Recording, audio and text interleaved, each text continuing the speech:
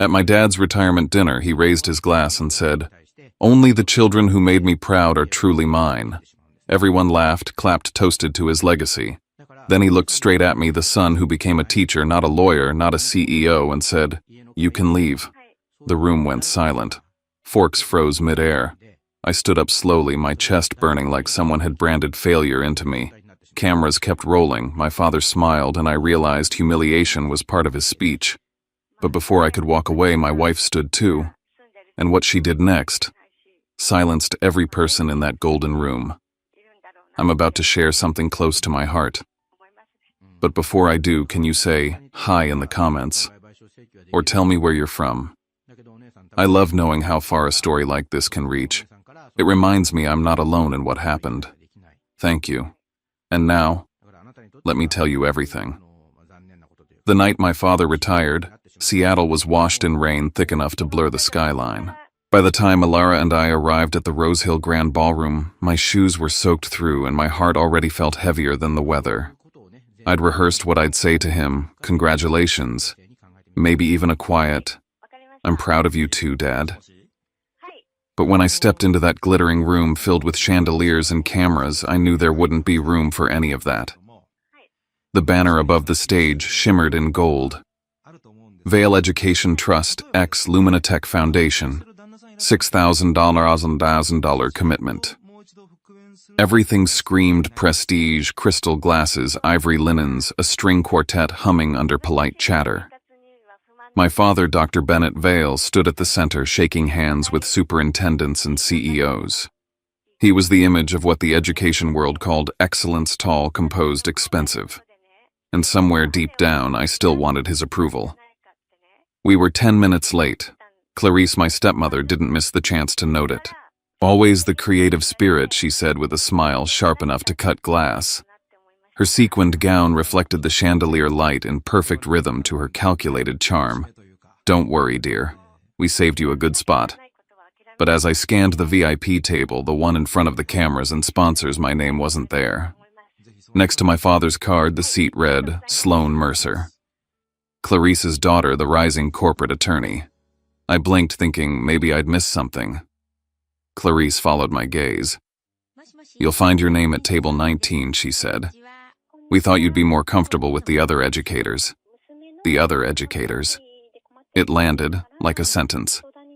Table 19 was tucked behind a marble pillar at the far end of the ballroom. I could already see the difference, the cheaper linens, wilted flowers, the faint smell of overused perfume. I nodded once, jaw tight. As we made our way there, the sound of laughter and champagne clinks echoed behind us. From the corner of my eye, I saw Sloan glide toward the stage with Clarice already shaking hands with donors like she'd inherited the role. My father didn't look at me, not even once. Alara's fingers brushed mine. "Don't react yet," she whispered. Her voice was calm, too calm for what was happening. She pulled out her phone, typing something quick. I caught the screen flash. "Ready." Whoever she was texting replied instantly. When my father took the stage, every flashbulb in the room went off at once. He tapped his glass, smiled the smile I used to think was meant for me, and said, "Tonight marks the end of 30 years serving education." The crowd applauded. He continued, voice smooth, commanding, practiced. And as I reflect on my life's work, I realize something only the children who made me proud are truly mine. The audience laughed. Then came the line that would replay in my head for months. My father's eyes found me. "You can leave." The air cracked open. People glanced between us, unsure if it was a joke. It wasn't. My throat locked, but I stood anyway, my chair scraping the polished floor like a protest. For a second, no one breathed. Then Alara stood too. Her face was unreadable, but her eyes steady, deliberate, met mine. She slipped her phone into her clutch and said softly, "Not yet." He raised his glass, and the room erupted again in applause. To them, it was just another performance. To me, it was exile dressed in gold light. Dr. Patel, sitting near the edge of the VIP table, looked down at his phone and frowned. I didn't know it then, but he'd just received the first message that would change everything. I should have walked out. Instead, I followed Alara's lead, her hand firm around mine. "We'll stay," she whispered. "For now." And under the chandelier's cold brilliance, I realized she wasn't scared. She was waiting. Table 19 sat in the shadows, half hidden behind a pillar draped with velvet. The laughter from the main tables reached us only as faint ripples like echoes from another world. Around me sat 5 teachers, people who spent their lives holding classrooms together with patience and duct tape. Ms. Chen from math, Mr. Alvarez from history, Mrs. Torres from elementary. Their smiles were kind, tired, and familiar. I told myself it didn't matter. I'd been invisible in this family long before tonight. Ms. Chen leaned toward me. "You were supposed to be on the board, weren't you? Bennett promised you that seat." I nodded, trying not to let the bitterness slip into my voice. 3 years ago, he said when he retired I'd carry on the foundation's mission. I built an entire proposal programs for teacher training scholarships for underserved schools. Mr. Alvarez let out a dry laugh. "They don't want Mission Vale. They want money. Teachers don't look good in press photos." Across the room, Clarice paraded Sloane from one camera to another. My father followed his hand on her shoulder, introducing her as the next generation of leadership. The words hit harder than I expected. Ilara excused herself from the table phone pressed to her ear. "Check clause 7.3 and 12.1, she said quietly, before walking away. I didn't know what it meant, but the tone in her voice wasn't casual. It was surgical. I turned my focus back to the stage. Sloane was talking to a local journalist, her hand resting on the back of my father's chair. "The new board has already been finalized," she said confidently. "No need for additional approvals." Something about that sentence hooked me. No need for approvals. It echoed in my head like a note that didn't belong in the melody. At table 19, our silverware didn't match. The flowers were fake. But the conversation was real, teachers talking about funding cuts, about kids who came to school hungry, about parents who worked double shifts. While the main table toasted to innovation and corporate partnerships, we shared stories of classrooms without supplies. I looked around and realized that table 19 wasn't just a seat in the back. It was a mirror showing everything my father's world chose not to see. Ilara returned, sitting beside me again. Her lipstick was smudged at the edge, probably from biting her lip. She leaned in, voice barely above a whisper. "Dr. Patel got the documents. He'll check his email when the time comes." I looked at her, trying to piece it together. "What are you doing?" Her eyes didn't move from the stage. "Just trust me." Trust. The word felt foreign in that moment. But I did. Because in a room full of people who had erased me, she was the only one who hadn't. Clarice's voice rose over the music. "This is Sloane, my daughter, the youngest attorney to lead our education legal division." She turned slightly toward us. "And that's Bennett's son, Dusk. He teaches high school science." Such noble work. The pause before noble was deliberate, a dagger wrapped in sugar. I swallowed hard, forcing a polite smile, but Ilara reached under the table and squeezed my hand. "Not yet," she mouthed. From across the ballroom, I saw Dr. Patel glance down at his phone again. His expression shifted, eyebrows drawn, mouth tight. Something in that moment told me that Ilara wasn't just some quiet teacher's wife defending her husband's pride. She was setting the stage for something bigger. The music softened into a slow instrumental, the servers clearing plates as the spotlight turned back to the podium. My father prepared for his final announcement, the one he'd rehearsed his whole career for. Around me, my fellow teachers looked up, half listening, half resigned. I sat in the dark corner of the room, the hum of distant applause fading like static. I thought of how many nights I'd stayed up building his legacy for him, drafting proposals, connecting educators, writing his speeches. All of it so he could one day say he was proud. Instead, he'd handed everything to someone else. Ilara's phone buzzed once more. She read the message, then slipped it back into her purse. Her eyes met mine. Almost time. And that's when I understood she wasn't waiting for his permission. She was waiting for his mistake. The ballroom lights dimmed again, and the giant LED wall behind the stage flashed a new headline: Vale Education Trust. Leadership announcement. I already knew what was coming. The rhythm of my father's voice, the applause in advance, the polite laughter that always filled the gaps of his self-importance. But this time, I felt the edges of it cutting deeper. He smiled into the microphone as if speaking to history itself. For 30 years, we've built this foundation on excellence, discipline, and vision. Tonight, I'm proud to announce the next generation of leadership. The audience leaned forward. I could see Clarice standing at the base of the stage, her hand resting proudly on Sloane's shoulder. Cameras zoomed in. My name wasn't going to be called. Please welcome the new board successor of the Vail Education Trust, Sloane Mercer, he said. The applause was deafening. The floor trembled with it. Sloane rose gracefully, brushing her hair behind her ear, and accepted the moment like it had always been hers. I sat perfectly still, watching the crowd rise for her hundreds of people, celebrating what had once been promised to me. 3 years of proposals, research, pilot programs, everything I built so the foundation would focus on teachers. Not one word of acknowledgement. Not one glance my way. When Sloane began to speak, her voice was sharp, polished, rehearsed. She spoke about legal innovation, strategic growth partnerships with corporations. She never once mentioned students. Never said the word teacher.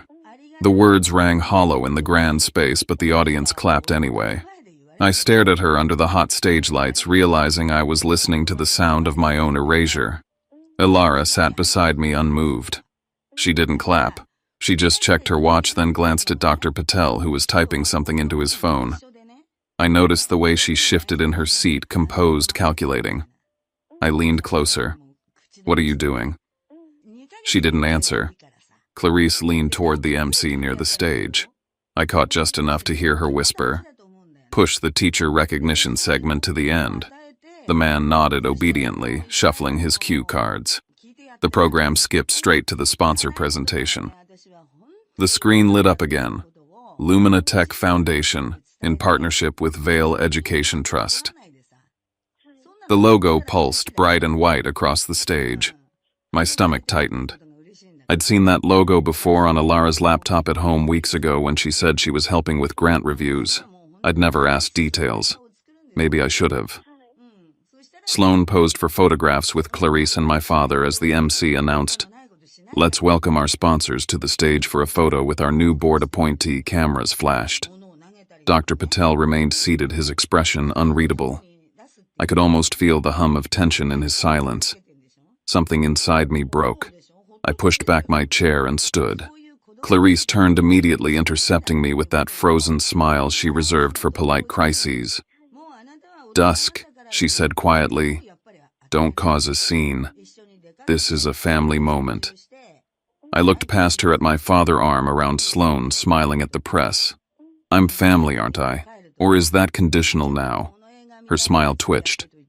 "You're overreacting." "No," I said. "I'm finally reacting." The air seemed to shift. Guests whispered. My father pretended not to hear me, still talking to the cameras. Ilara rose slowly beside me, her hand brushing my arm. "Not yet," she whispered the words, deliberate, precise. "We're not asking for a seat. We're reading a contract." Her voice carried a calm certainty that cut through the noise. For the first time, I noticed how steady her breathing was. I followed her gaze toward Dr. Patel. He was scrolling through his phone, eyes narrowing at something on the screen. On stage, the music swelled, and my father lifted his glass. I caught the faintest flicker of anxiety on Sloane's face as Dr. Patel stood up quietly and stepped toward the side of the stage, phone still in hand. I didn't understand what Ilara was planning. I only knew she was waiting for something and opening a single moment where truth could split the room apart. The applause rolled again. My father smiled wider. But something in that sound had changed. It wasn't celebration anymore. It was the sharp edge of pride cracking.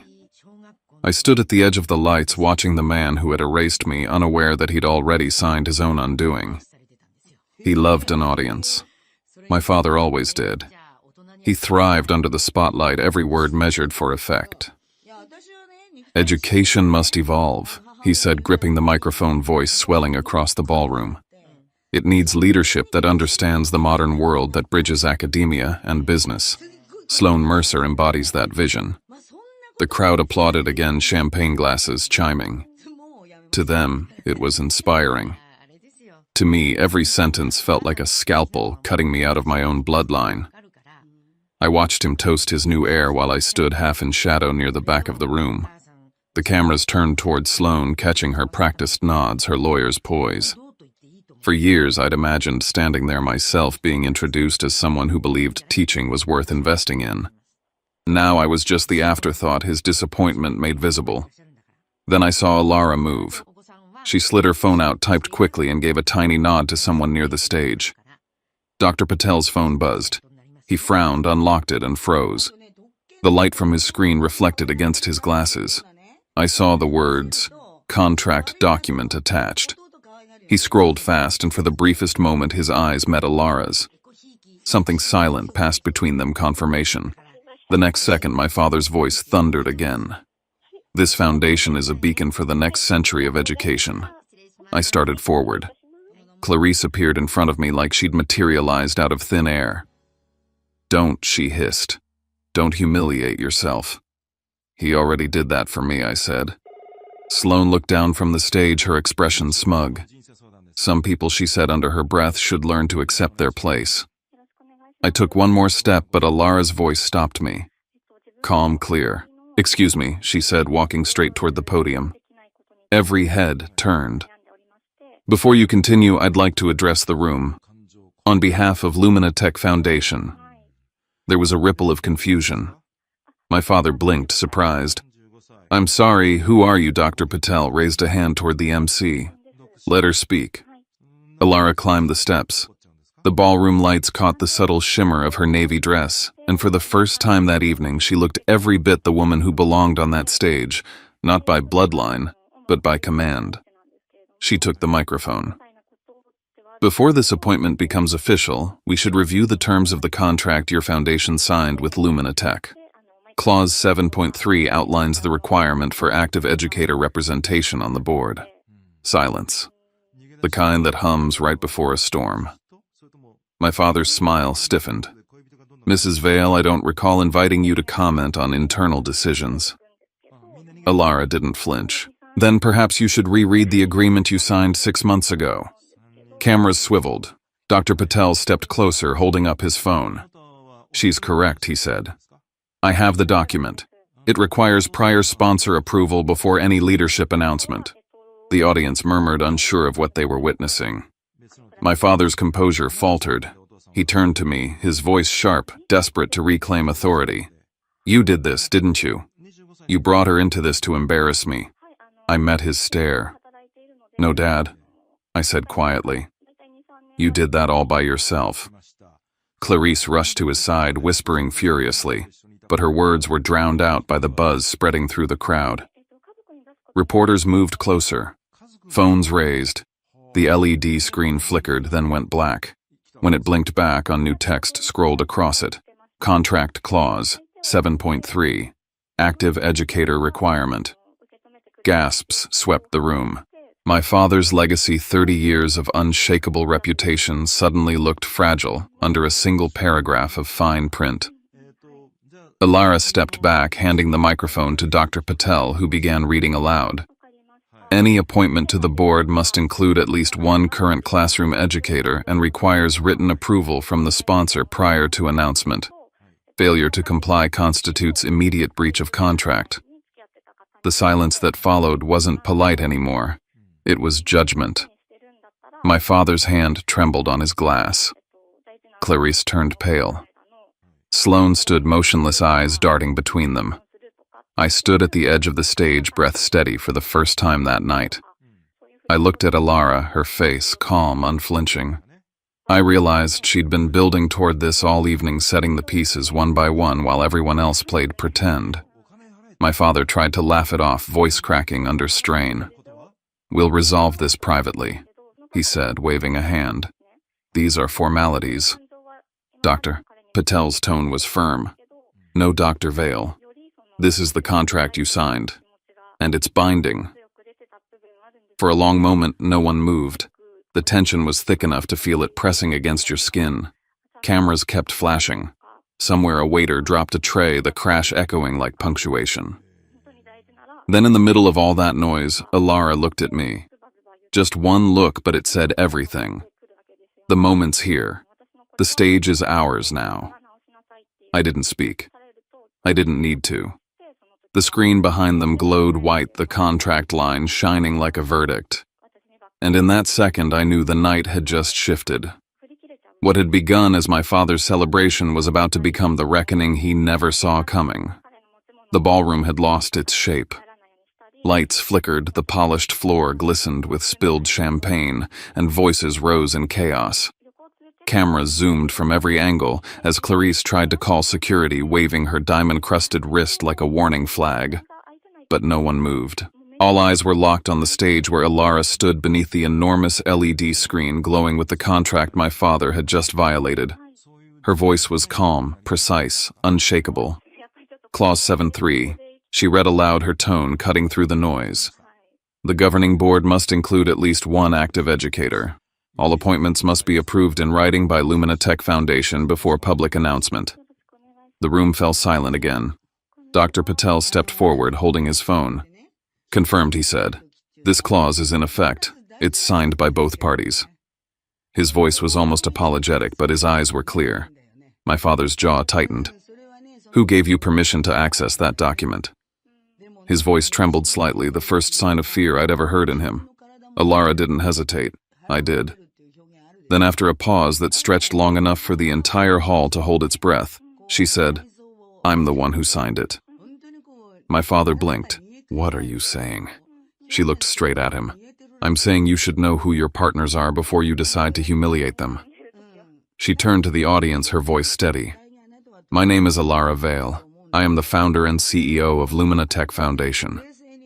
For 3 full seconds, the room stopped breathing. The camera flashes stilled. Even the orchestra faltered mid-note. The sound of Clarice's champagne glass shattering against the floor filled the silence. My father's lips parted, but no words came. Sloane stepped forward, panic replacing her composure. That's impossible. Lumina Tech's founder is anonymous, was Alara said simply. Not anymore. Security froze halfway up the aisle. Dr. Patel nodded slowly, confirming the truth. She's telling the truth, he said. Her foundation's documents list her as the primary signatory. This partnership exists because of her. Alara raised her hand toward the LED screen. The contract dissolved into a new slide, an email thread projected across the ballroom wall. This, she said, is from the Vale Foundation's legal office, sent by Ms. Mercer. She pointed at Sloane's name.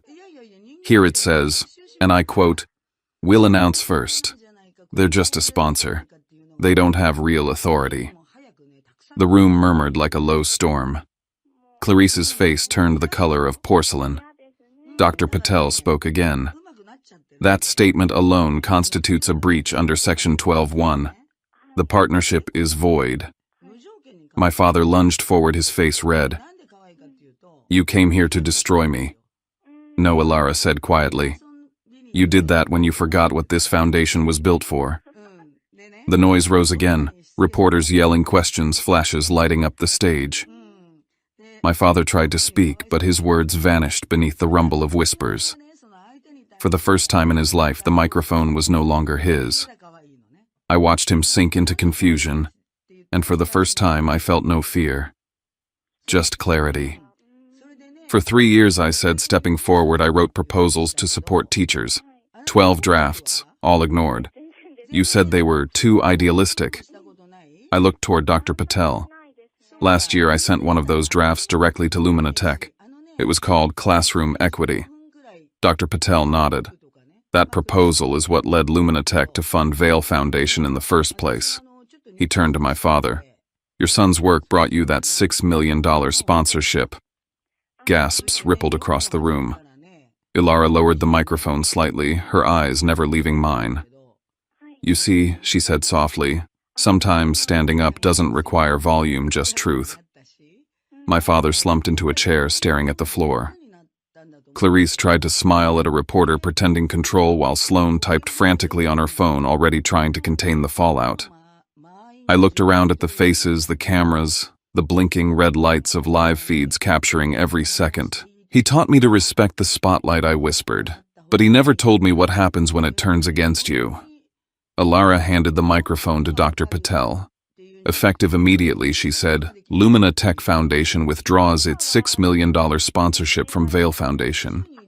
The sound that followed wasn't applause or gasps, it was the collective noise of a legacy collapsing. And yet beneath it all, I felt something rare silence inside me finally, after years of being drowned out. I didn't know that this was only the beginning. The microphones were changing hands for good, and soon everything that had been hidden under his reputation would surface under our names instead. By the time the orchestra stopped playing, the gala no longer felt like a celebration. Guests rushed toward the exit's heels, clicking against marble voices, overlapping in disbelief. The hashtag Vail scandal had already started trending on screens behind the bar. Dr. Patel stood near the podium, speaking into a cluster of microphones as journalists surrounded him. As per the terms of the Lumina Tech contract, he announced the Vail Education Trust is now suspended from all sponsorship benefits pending investigation. A new governing body will be established. Clarice stormed forward, pointing at Alara. You planned this. You set a trap for my family. Alara didn't even flinch. No, she said quietly. You built the trap. I just turned on the lights. My father rose unsteadily from his seat. The confidence that once defined him was gone, replaced by something smaller, rawer. You did this, he said to me, his voice low and shaking. Was it revenge? No, I said. It's the end of pretending education is just a stage for your ego. For the first time, I saw him hesitate, not out of pride, but disbelief. Like he couldn't understand a world where his authority no longer mattered. Alara stepped to the screen again. Before you call this unfair, she said, let's talk about integrity. She pressed a button and a new document appeared. Leadership Advancement Program. Draft by Sloan Mercer. Next to it, another file opened my own proposal, the Classroom Equity Project. Side by side, they were nearly identical. 40%, Alara said calmly. That's how much of his work your daughter copied. Word for word. A hush swept the room. Sloane's face drained of color. We only referenced it, she stammered. Dr. Patel shook his head. This is plagiarism, and a direct violation of the funding ethics clause. Reporters surged closer. Phones lifted. Somewhere a live feed replayed the moment on a giant monitor near the exit. The words Vail scandal flashed in red comments streaming. Father disowns son on stage. Son's wife reveals massive fraud. My father's voice trembled. Patel, please. There must be a way to fix this, to save the foundation. Patel's reply was gentle but final. You can't save something built on broken promises. Alara turned toward the crowd. Lumina Tech will establish a new fund, one that belongs to the teachers, not the boardrooms.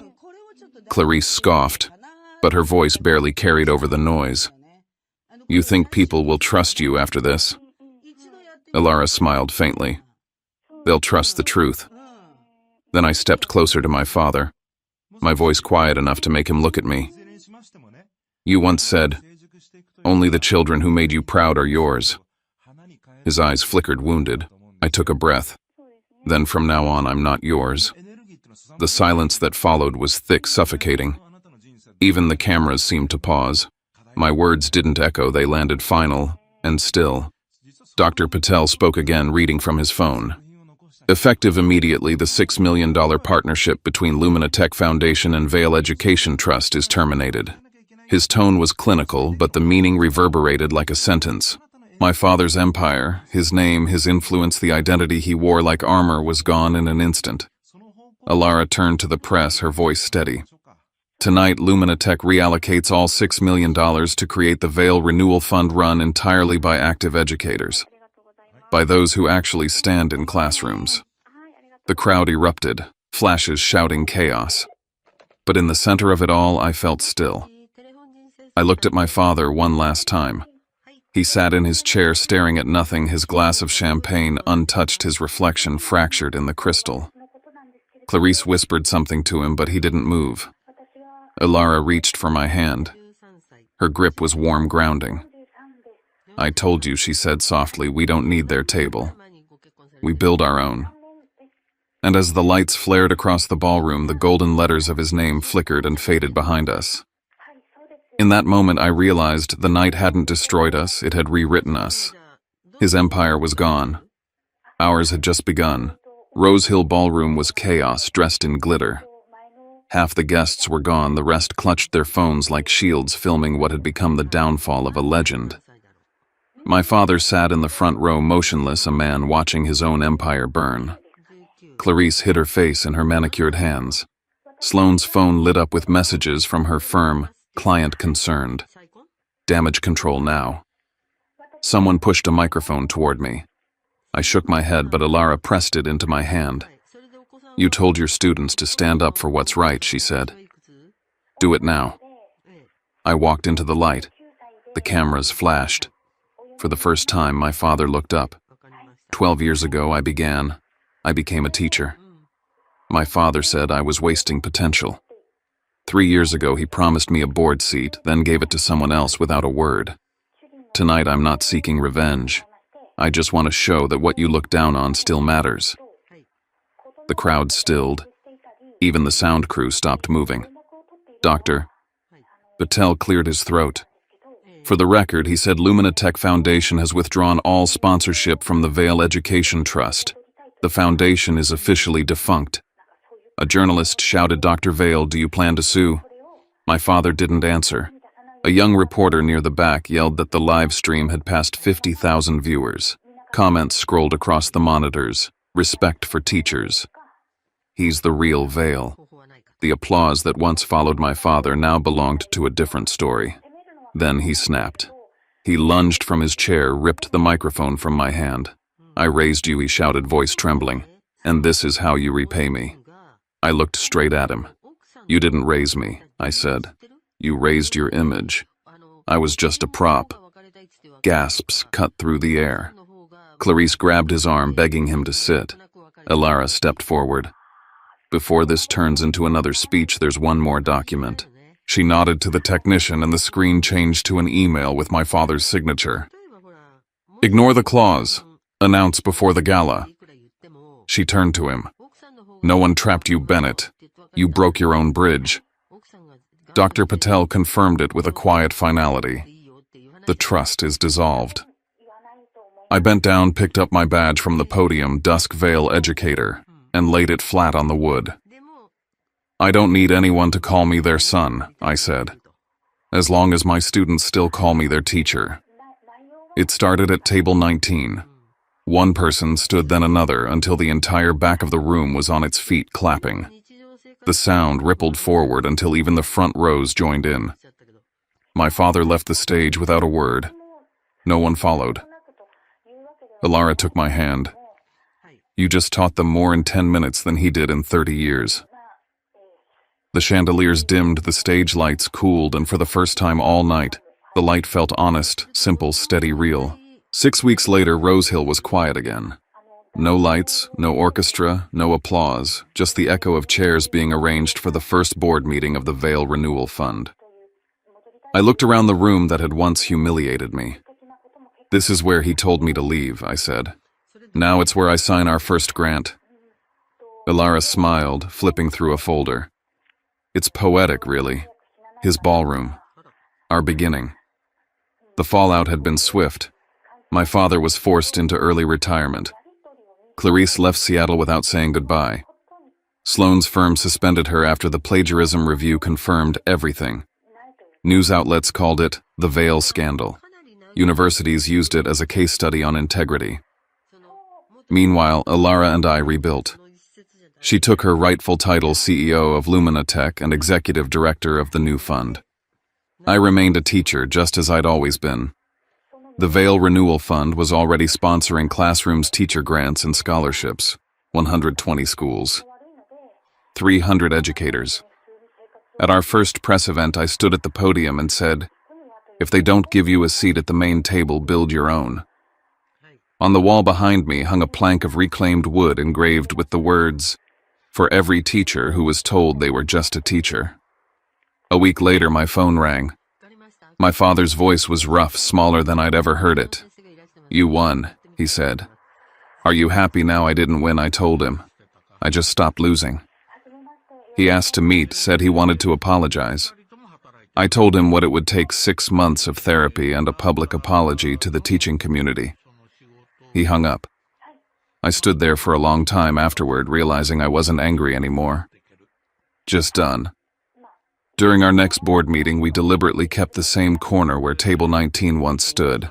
"We'll keep it here," I said, "so we never forget where change begins." Dr. Patel walked over, smiling. "Then this corner is now the command center." Laughter filled the room, the kind that felt earned, light, human. Midway through the meeting, a staffer handed me an envelope. Inside was a handwritten note. "You told me different doesn't mean less. I believed you. I'm studying to be a teacher." I tried to read it aloud but couldn't finish. The room clapped quietly, the sound soft and certain.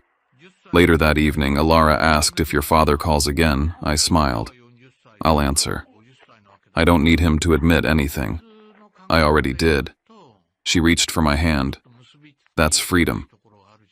Before we left, I turned to the stage where it had all started. He said, "You can leave," I whispered, and I did. Then I came back with everyone they overlooked. We don't sit at the back anymore. We are the table. Somewhere from a video Alara played on her phone, children's voices echoed through the room, students from the schools we'd helped saying, "Thank you, teachers." Value doesn't need permission. Respect doesn't come from titles. Sometimes you need a night of collapse to realize you were the light all along.